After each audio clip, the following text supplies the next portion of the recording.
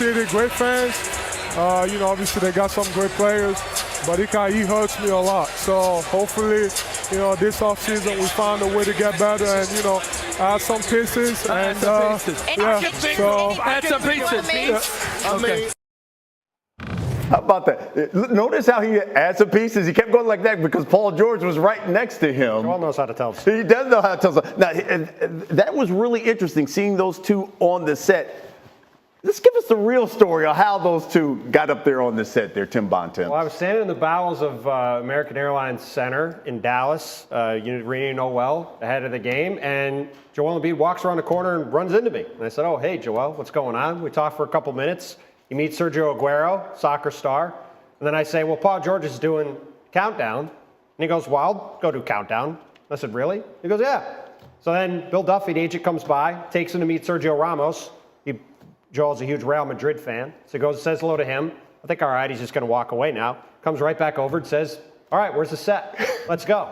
So I take Joel Embid up through the concourse, take him to the countdown set. Our guy Pete McConville gets him on air, and he made a little show, which is what he likes to do. Oh, so you brokered the deal, let's be honest. It all started in that moment. The genesis of the Sixers championship starts right there in Dallas with you. The deal was brokered slightly differently than that, but if you want to give me credit for it, that's fine. That's fantastic. I love the side eye too as he was talking. Just looking over at the picture was Paul George not looking at him. Right, like, exactly. I don't want to get fined.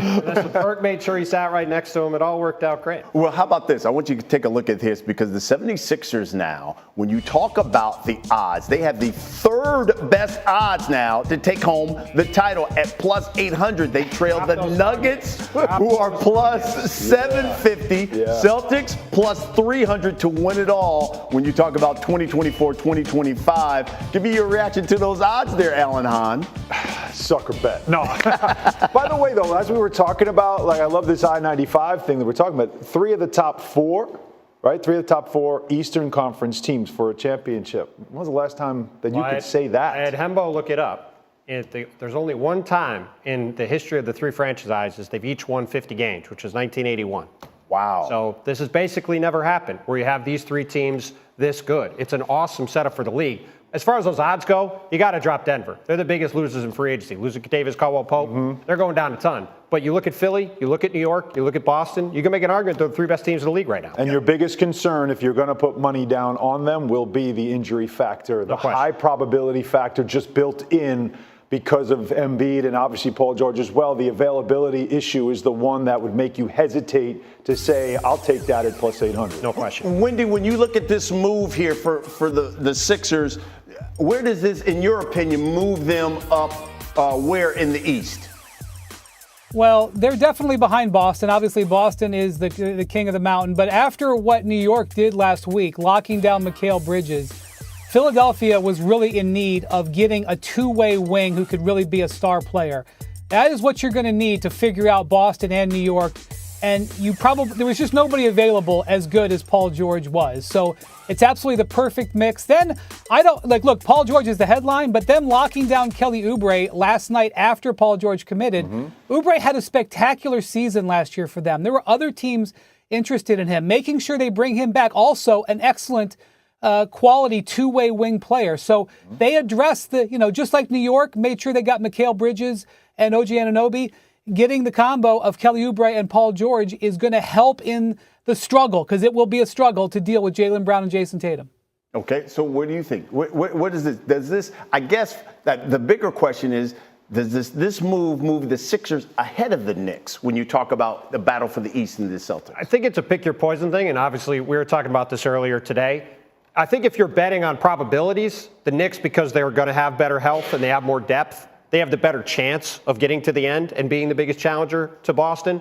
But in terms of probability of highest outcome, in terms of highest ceiling, Philly has the highest ceiling. Because if they go into a series with the Knicks, you got three of the four best players on the court. And that's why you get these guys together. It's why Daryl Morey's always gone star hunting, right? Ultimately in the NBA, you win with stars. Now, there's huge questions about the health.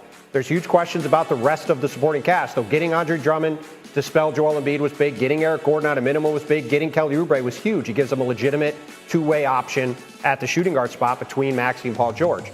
But, again, I think Philly getting this done puts them second for me because I'm going by ultimate championship upside.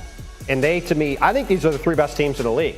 Like the Eastern Conference last year, everybody was knocking the East, saying the West is so much better. Yeah. It's Boston and everybody else.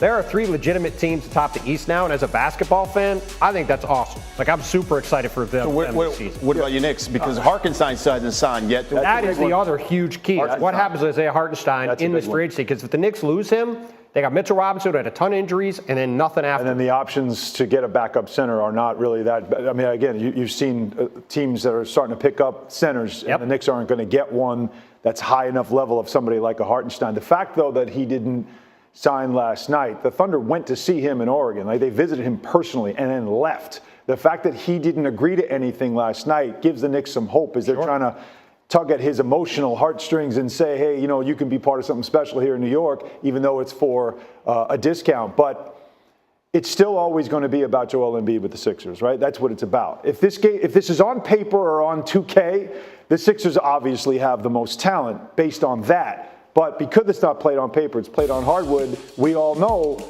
that Joel Embid is not there at the end of the season, no matter what. He runs into that brick wall in the second round.